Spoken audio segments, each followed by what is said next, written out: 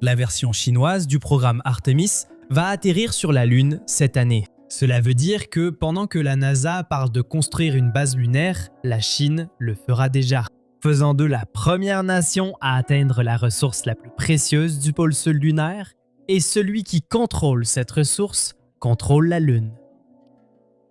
La mission chinoise utilise l'atterrisseur robotique le plus avancé jamais vu.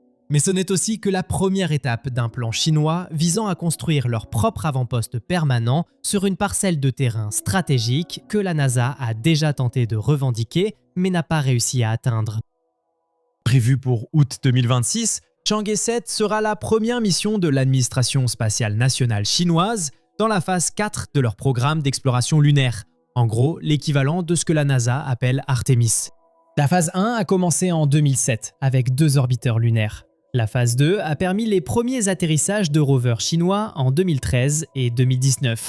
La phase 3 a permis le retour d'échantillons lunaires depuis la phase visible en 2020 et la phase cachée en 2024. Toutes ces missions ont été un succès complet. La Chine est la seule nation jusqu'à présent à n'avoir connu aucun échec lors d'un atterrissage lunaire.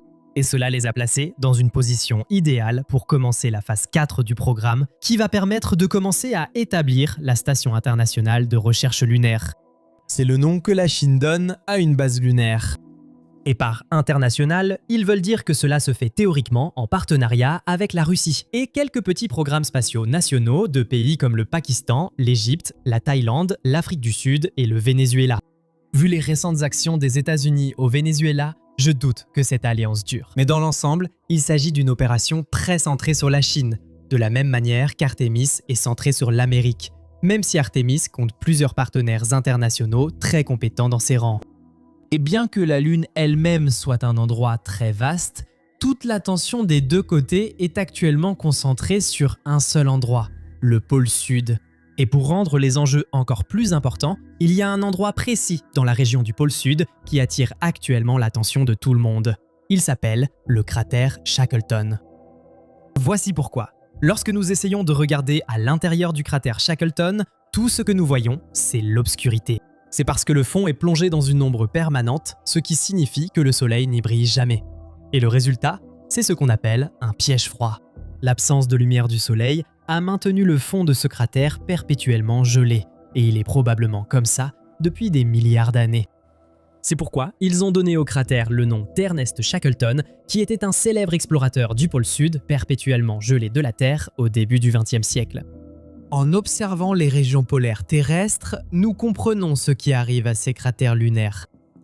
Donc si vous allez soit au pôle Sud, soit au pôle Nord sur Terre, vous constaterez que pendant 6 mois de l'année, le soleil ne se couche jamais vraiment. Et puis, pendant les 6 mois suivants, lorsque le soleil finit par se coucher, il ne se lèvera pas complètement avant que le cycle ne recommence. Cela se produit parce que la Terre est inclinée sur son axe de rotation. Ainsi, lorsqu'elle tourne autour du système solaire, un pôle est toujours orienté vers le soleil, tandis que l'autre est tourné dans la direction opposée. Si la Terre n'était pas inclinée, chaque pôle recevrait peu de lumière solaire toute l'année, le soleil restant toujours à l'horizon sans jamais se lever ni se coucher. La Lune n'est inclinée que très légèrement sur son axe de rotation. Donc, le pôle sud lunaire reçoit presque toujours une certaine quantité de lumière solaire. Mais comme le soleil ne se lève jamais complètement, il n'atteint jamais une hauteur suffisante pour éclairer le fond de ces cratères profonds. Et le cratère Shackleton est très encaissé, avec un cratère mesurant 4 km de profondeur sur 21 km de diamètre, avec des parois qui descendent selon un angle de 30 degrés. Nous savons que ces cratères se sont formés à la suite d'impacts de météorites. Un gros rocher s'écrase sur la Lune, créant un trou et soulevant de nombreux débris qui se déposent sur le pourtour, formant un rebord. Comme Shackleton est un cratère très profond, il possède un rebord tout aussi élevé, suffisamment haute pour voir le soleil pendant 90% de l'année lunaire. Ce contraste est ce qui rend le cratère si précieux pour nos ambitions futures d'installer une base lunaire. La lumière nous donne de l'énergie et l'obscurité fournit l'équivalent de l'or lunaire. C'est pourquoi la NASA veut poser une mission appelée Base lunaire 1 sur cette zone du rebord ouest appelée la crête de liaison de Shackleton. C'est parce qu'elle est reliée au cratère voisin Daguerre de Grelatch, tandis que la Chine vise à poser Chang'e 7 juste ici, sur le rebord sud-est de Shackleton. Tout à coup, la Lune ne paraît plus si grande, n'est-ce pas? Le principal problème pour la NASA est que la fusée New Glenn, censée transporter Moonbase 1, a explosé en mai, détruisant la majeure partie du site de lancement de Blue Origin. Pendant ce temps, Chang'e 7 est en train d'être chargé dans une fusée Long March 5 au moment où nous parlons, avec un lancement prévu dès la fin du mois d'août. Lorsque la fusée décollera, elle transportera 4 éléments de mission distincts: un orbiteur, un atterrisseur, un rover et un drone volant à propulsion par fusée. Si le drone à propulsion par fusée vous paraît familier, c'est car la NASA prévoit une technologie similaire nommée Moonfall pour délimiter l'emplacement d'une future base lunaire américaine. Mais Moonfall ne sera pas lancé avant au moins 2028. Et c'est malheureux pour la NASA car les engins volants seront essentiels pour enfin atteindre ces zones d'ombre permanentes et découvrir les ressources les plus précieuses de la Lune. Donc la première chose que Chang'e 7 fera lorsqu'il arrivera en orbite lunaire sera de déployer un système de caméra haute résolution. Ce sera la première étape pour réussir sans doute l'alunissage le plus difficile à ce jour. Et l'orbiteur va passer 2 mois entiers à survoler le pôle sud lunaire et à créer une carte haute résolution du terrain là-bas. Ils vont obtenir une image suffisamment claire du site d'atterrissage pour que les Chinois puissent voir des rochers de la taille d'une assiette. Ils ont besoin de ce niveau de clarté parce que le terrain autour du cratère Shackleton est impitoyable. Le sol accidenté et irrégulier, combiné à le faible angle du Soleil, crée un environnement à fort contraste où il est très difficile de distinguer une ombre d'un trou dans le sol. Évidemment, vous ne voulez pas finir dans un trou. C'est ce qui est arrivé à la mission américaine IM-2 d'Intuitive Machines en 2025. Elle s'appuyait sur un système radar de haute technologie à base de laser pour naviguer sur le terrain du pôle sud et a fini par atterrir face contre terre au fond d'un petit cratère, où la sonde est rapidement morte par manque d'énergie solaire. Donc les Chinois adoptent une approche lente et prudente qui ne leur réservera aucune surprise lorsque l'atterrisseur Chang'e 7 commencera enfin sa descente. À l'approche de la surface, l'atterrisseur va s'appuyer sur une nouvelle technologie que la Chine appelle sa navigation par imagerie de repère. C'est une intelligence artificielle qui utilisera la vision par caméra recoupée avec des cartes existantes en haute résolution pour guider la sonde vers un site d'atterrissage sûr. Une fois sur place, la plateforme d'atterrissage va déployer un petit rover. Celui-ci sera similaire au véhicule Yutu-2 de la Chine, qui a été déployé sur la face cachée de la Lune en 2019. Probablement juste un peu plus grand que la machine de 140 kg. Le changement le plus visible sur le rover sera un panneau solaire vertical qui s'élève pour capter la lumière rasante du Soleil. Celui-ci explorera le terrain éclairé du rebord du cratère, tandis que le dernier élément de la mission se prépare à explorer l'obscurité. Maintenant, voici ce qui rend le cratère Shackleton particulièrement intéressant. Le fond est plongé dans l'ombre, mais il y fait encore relativement clair. Par là, je veux dire que lorsque nous mesurons les zones ombragées de la Lune depuis l'espace, le fond de ce cratère est moins sombre que d'autres endroits sombres qui l'entourent. Cela nous indique qu'il y a quelque chose de réfléchissant là-bas, et on pense que la surface réfléchissante est une très fine couche de glace d'eau, un peu comme du givre qui recouvre la surface. Ce n'est qu'une théorie pour l'instant, mais Chang'e 7 va bientôt découvrir la vérité. L'atterrisseur transporte avec lui une petite sonde sauteuse. C'est un petit appareil propulsé par fusée qui possède 6 pattes en forme de pointe avec des amortisseurs intégrés. L'énergie principale vient du Soleil, mais une batterie de secours prend le relais lors de courtes périodes d'ombre. Il va décoller du bord du cratère puis se poser au fond. Ceci sera également contrôlé de manière autonome par une intelligence artificielle embarquée. Et une fois qu'il sera descendu, la sonde n'aura qu'une seule mission.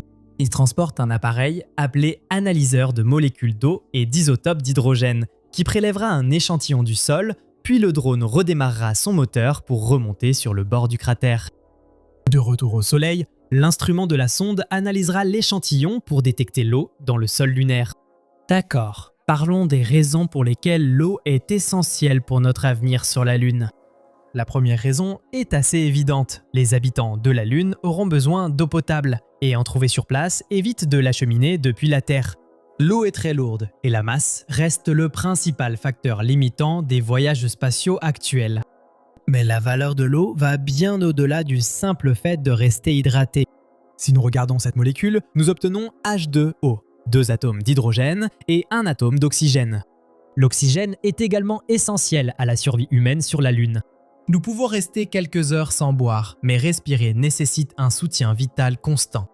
Ce que vous ne vous rendez peut-être pas compte, c'est que l'eau est en réalité plus précieuse pour notre fusée que pour nos astronautes.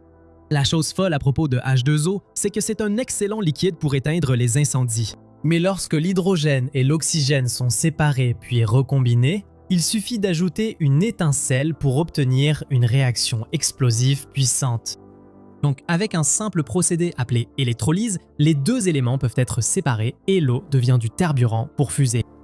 C'est là que tout commence à changer. Nous avons besoin d'eau et d'oxygène pour les gens, mais nous pouvons aussi les recycler. Nous pouvons filtrer les impuretés, nous pouvons survivre longtemps avec une quantité relativement faible.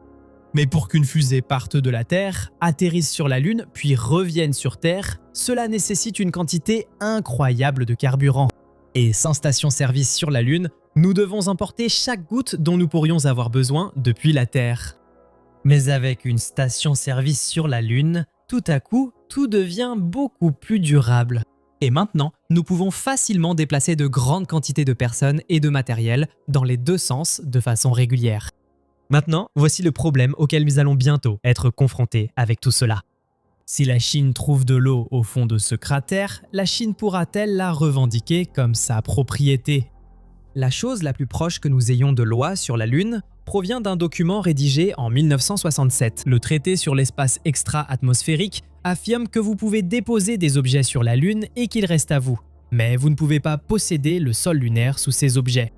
À l'époque, toutes les grandes puissances, y compris la Chine, étaient d'accord avec cela, mais le traité ne disait rien de précis sur l'extraction et la possession de ressources provenant de la Lune, principalement parce qu'à l'époque, ils ne savaient pas ce qu'il y avait là-haut. Ils pensaient qu'il n'y avait que des cailloux et du sable sec.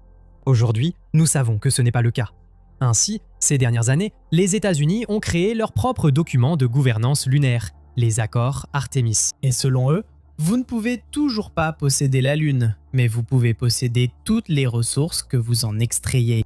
C'est comme les eaux internationales. Personne ne possède l'eau, mais vous gardez les poissons que vous y pêchez. La Chine n'a pas signé les accords Artemis, et elle ne pourrait même pas le faire si elle le voulait, car le gouvernement des États-Unis est légalement interdit de coopérer avec le gouvernement chinois, selon une loi appelée l'amendement Wolf qui a été adopté par le Congrès américain en 2011. Ce n'est pas comme si une nation puissante de nos jours laisserait réellement le droit international l'empêcher de faire ce qu'elle veut. Quoi qu'il en soit, il est tout de même juste de dire que, même selon la définition même des États-Unis, les Chinois sont libres de prendre autant de cette eau qu'ils le souhaitent et personne ne pourrait ou ne devrait raisonnablement les en empêcher. Alors, voilà où nous en sommes actuellement. Deux superpuissances de chaque côté du même cratère, séparées de 20 km, qui cherchent à s'approprier la Lune. Quel est le pire qui puisse arriver?